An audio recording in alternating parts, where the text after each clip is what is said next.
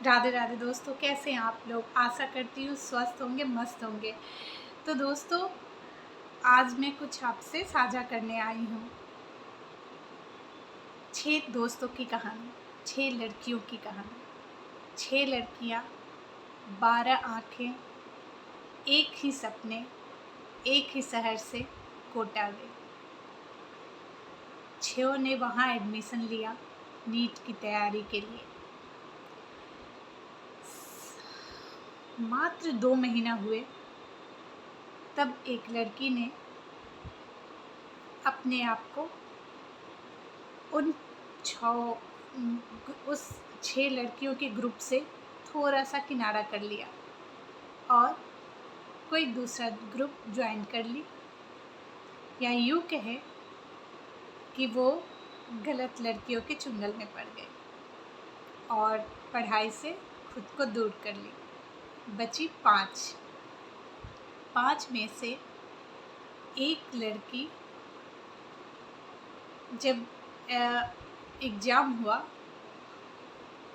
तो 5 की 5 उसमें क्वालिफाई कर गई, पर 5 में से किसी का गवर्नमेंट कॉलेज नहीं निकला। और 6ठी लड़की अब तक कहाँ थी उसका कोई संपर्क नहीं था।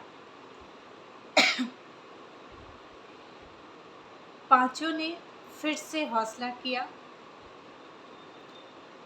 पर 2 महीने बाद 5 में से एक ने हिम्मत हार ली और उसने कहा अपने माँ बाप से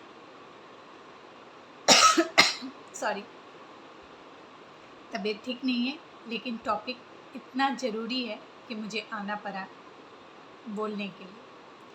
5 में से एक लड़की ने 2 महीने बाद फिर से हिम्मत हार ली और अपने माँ बाप से कहा कि मुझसे नीट नहीं होगा, और उसने फैशन डिजाइनिंग ज्वाइन कर ली। बचे 4 में से इन चारों के चारों ने इस दूसरे बार एग्ज़ाम को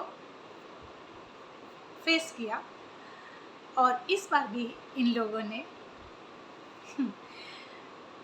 गवर्नमेंट कॉलेज नहीं निकालने में समर्थ नहीं हुए, बस क्वालिफाई करके रह गए। फिर भी चारों फिर से जुट गए, पर जब 6 महीने गुजरे तो 4 में से एक ने इस बार फिर हिम्मत हारा और कहा कि 6 महीना देने के बावजूद भी अब मुझे नहीं लग रहा कि मैं कर पाऊँगी। पर एक बात जानते हैं, इन चारों में से अब जो निकलने वाली है उसका मार्क्स इन तीनों से कहीं ज़्यादा था, पर वो हिम्मत हार गई और उसने माँ बाप की मदद लेके बायोटेक ज्वाइन कर लिया। बचे 3।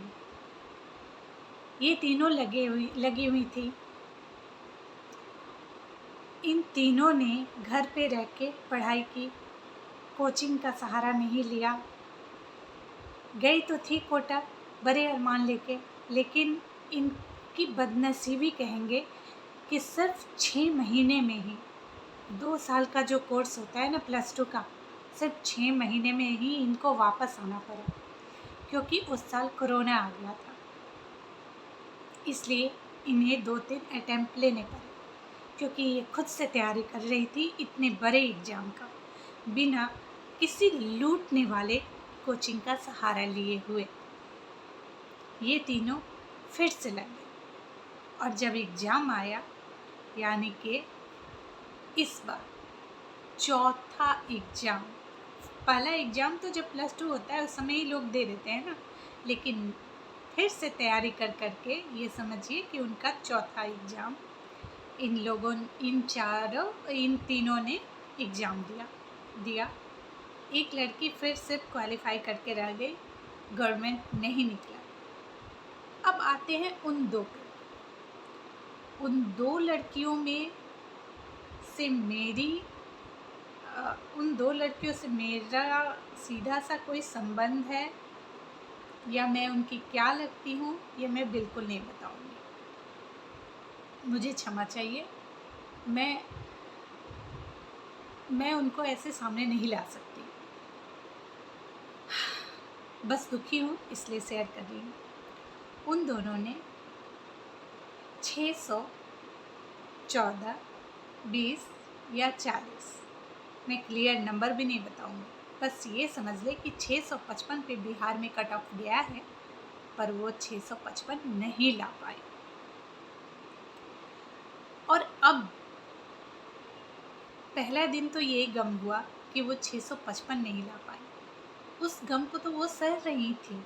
पर जब अब ये पूरा खुला चिट्ठा एनटीए का सीधे सामने आ रहा है और ये धांधली आ रहा है, वो जला हुआ चिट मिल रहा है, वो क्वेश्चन पेपर का जला हुआ चिट जो एग्ज़ाम से पहले एक रात पहले कोचिंग वालों ने खरीद के अपने बच्चों को रटवाया था, और तब जाके ये धांधली जब सबके सामने आ रही है, तो क्या उन बच्चों को हिम्मत करनी चाहिए फिर से अटेम्प्ट लेने की, एक अटेम्प्ट और लेने की?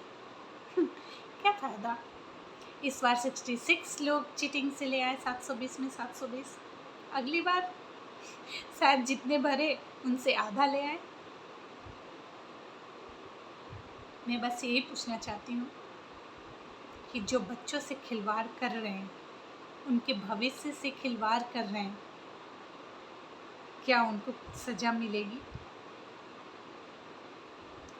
मैं आप सबसे दया की भीख मांगती हूँ कि मेरे बच्चों के लिए उनको न्याय मिलने के लिए दुआ करें। धन्यवाद। आप लोग अपना ख्याल रखें। राधे राधे।